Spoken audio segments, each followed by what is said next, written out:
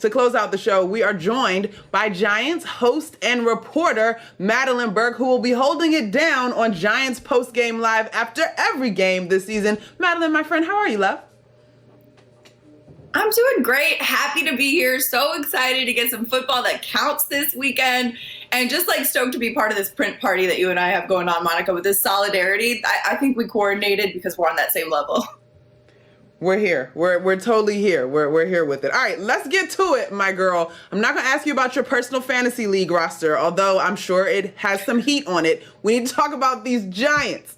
Jones, he's going to need Barkley. He's going to need Galladay. We know that this is a pressure year for him in terms of taking the next step. What can you tell us about where we are and what needs to happen for them all to get off to a good start, Jones in particular?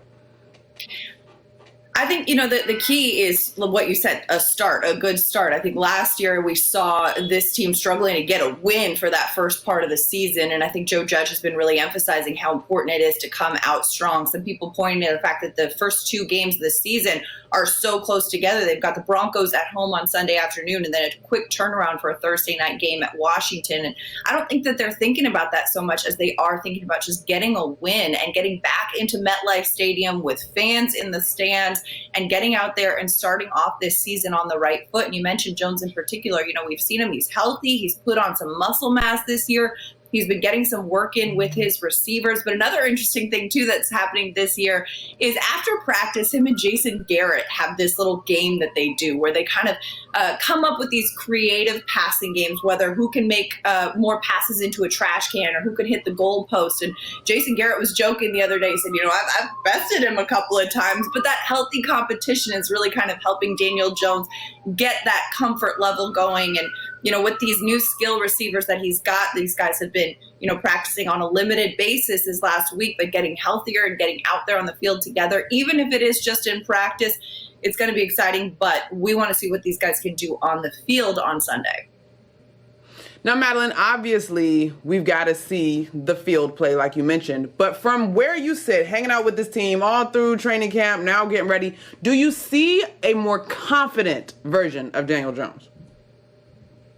Absolutely. I think confidence is really there. And I think one of the things that really helps is the fact that we are in the second season under this coaching staff, under this offensive scheme, under this system, but also the fact that we had a training camp, we had a preseason. Even though Daniel Jones and the starters really only played a half of football in that, being around each other is so much different than it was last year. Logan Ryan talked about the fact that at this point last year, we're still learning each other's names. Everyone on the roster was trying to figure out who was who. Now they know each other pretty well. They've got that camaraderie, that team feel going on, but also are really kind of invested. So the decision-making comes faster because you're more familiar with the plays, you're more familiar with the calls, you're more familiar with the personnel.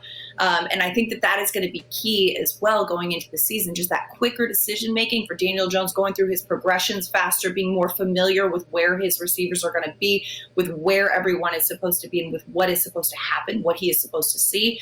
And I think that is going to come, that comfort is going to come just with this natural familiarity.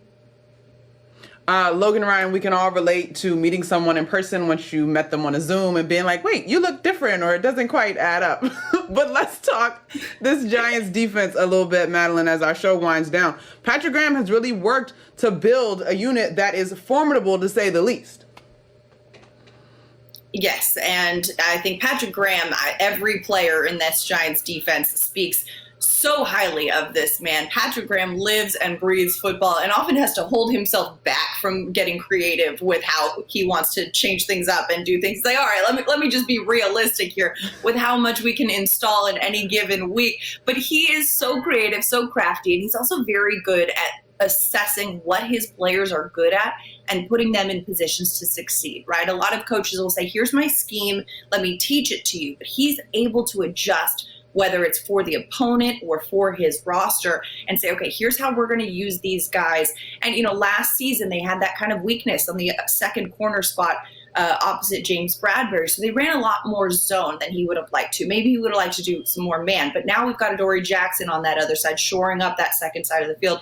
And I think that that'll help him get a little bit more creative and being able to run a little bit more man. The run defense, though, is what's really going to be a point of emphasis, because Dalvin Tomlinson, of course, signing in free agency with the Vikings this offseason, that's a big loss for this Giants team, this Giants defensive front. So is this run defense that was really suffocating last year going to be able to live up to that level, especially with a guy named Melvin Gordon coming through this weekend? He's going to be a bowling ball in there, and that's going to be a tough test for that defensive front. Ooh, chow. All right, speaking of that, 60 seconds in show, my friend, I need your prediction for the weekend. And you can give me maybe a how or why quickly, though. Quickly, I think it's going to be a strong defensive game. I think it's going to be a low-scoring game because both of these offenses are still kind of finding their footing. I would say 17-13. I'm giving the Giants a W because this team has confidence. This team is feeling good. I think the energy in this building is strong. And I think they're going to go out there and they're going to put one in that left column. They're going to get a win for the New York Giants and start off strong.